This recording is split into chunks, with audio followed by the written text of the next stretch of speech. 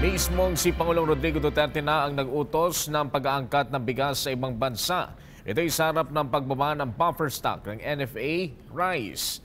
Kaya naman, pinawi ng Pangulo ang pangamba ng publiko na magkakaubusan ng supply ng bigas sa bansa. May karagdagang ulat si Juliet Carangyan. Tuluyan nang ipinailalim ni Pangulong Rodrigo Duterte ang National Food Authority sa Office of the President upang maisaayos ang pangangasiwa sa supply ng bigas na sinasubsidize ng pamahalaan.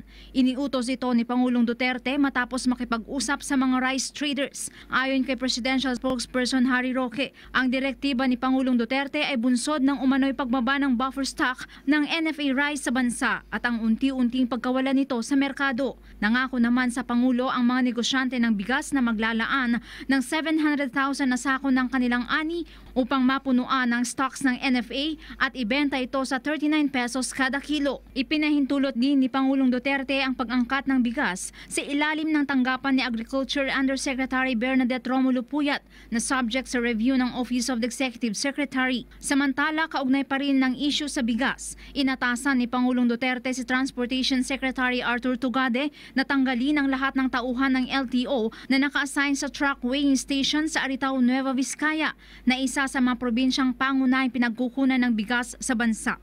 Ito'y matapos magreklamo na extortion ang mga truck owners na humahakot ng bigas mula sa nasabing probinsya. Nakatakda namang umangkat ng 250,000 metrikong toneladang bigas ang Pilipinas mula sa mga bansang Vietnam at Thailand.